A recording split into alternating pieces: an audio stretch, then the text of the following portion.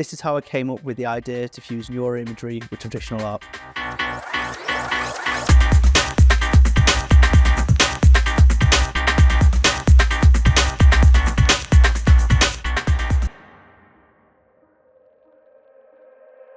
The integration of science and art in my project emerged from a confluence of curiosity, personal introspection, and desire to bridge the gap between the tangible and the intangible.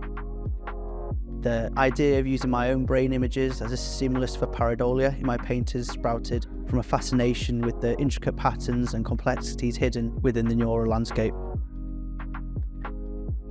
Having undergone EEG and MRI scans, I found myself captivated by the unique visual language of my own mind. The decision to merge these scientific images with traditional art was motivated by a profound belief in the interconnectedness between nature and nurture. The significance lies in the exploration of human experience, how our cognitive processes emotions, creativity, and then manifests itself visually. Marrying science with art not only transforms the seemingly clinical nature of EEG and MRI into a visceral and emotional experience, but also challenges preconceived notions about the boundaries between disciplines.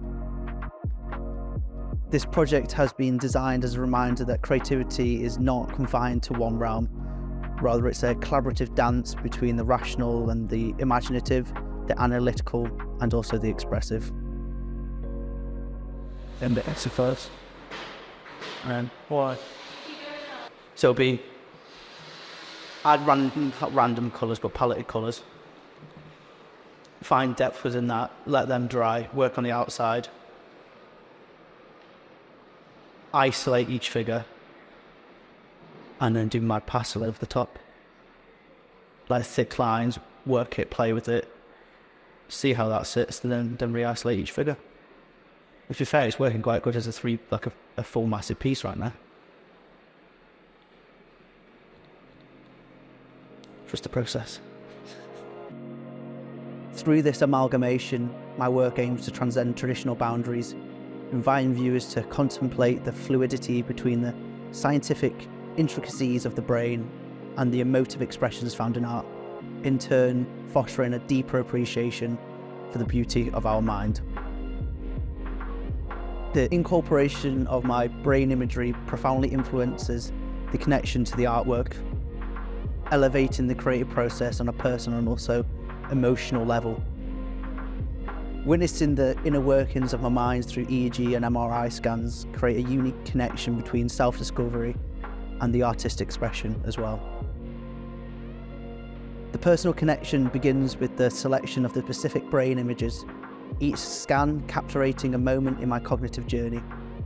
As I project these images onto the canvas, there's an immediate emotional flow, a tangible link between the visual representation and also my lived experiences as well. Painting with my own neural patterns as a stimulus transforms the creative process into a form of introspective dialogue. As the artwork develops, it becomes a reflection of my thoughts, my emotions and memories. The artwork becomes a visual diary, encapsulating not only the physical structure of my brain, but also the uniqueness of my mental and emotional landscape. Pareidolia is one of our cognitive biases that humans have evolved through evolution. This is when our brain makes us see faces, shapes and other things in random data, such as when we see figures in clouds. This is what I use when I grow and develop each painting.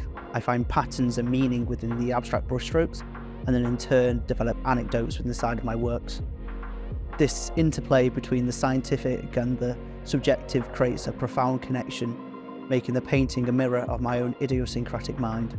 In essence, the incorporation of my own brain imagery infuses the artwork with a level of authenticity and intimacy. This is an ongoing journey of self-discovery where each painting becomes a visual representation of the intricate dance between the objective realities of neuroscience and the subjective richness of personal experiences. Hi, I'm Mary and I'm a PhD student in neuroscience, and my research focuses on the role of inflammation after brain hemorrhage. As a neuroscientist, I can use my background to bring a perspective on the biological basis of this project's aesthetic. So whether this stimulus gets into the brain is determined by the ganglion cells, which are a collection of neurons that serve as a relay station between the eyes and the rest of the brain. This information then reaches the visual cortex for processing. In terms of aesthetic appeal, what happens after that is largely unknown. Different areas of the brain are highly specialised for a particular function, but they're also highly connected to form part of a larger network to bring about a behavioural or emotional response. The high connectivity of the brain means that many of the regions that form what we think of as self, for example, memories and emotion, all contribute towards how we perceive a certain stimulus. This means for different people, the same stimulus, be that a piece of art or a natural landscape, can be perceived as different. The default mode network refers to an interconnected group of brain structures that are thought to be part of a functional system that's active during passive rest and mind wandering. Studies have shown that while viewing or creating art, the reward systems and the default mode network are activated. The default mode network is linked to personal identity, a sense of meaning, empathy, imagination, and creativity, which are many functions core to human connection and well-being. The default mode network is also thought to be linked to something called embodied cognition, which allows us to feel what the artist was feeling. In neuroimaging studies, these pleasure centres light up when we're viewing or creating art or engaged in aesthetic experiences.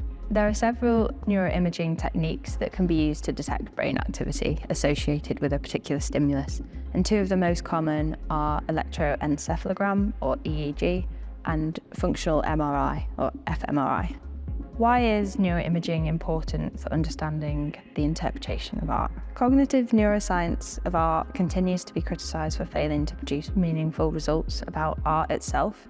I think this boils down to the unavailability of techniques to reliably measure the whole context of all the historical and current social and societal conventions surrounding art, and not to mention the whole interplay of an individual's cognitive and emotional responses.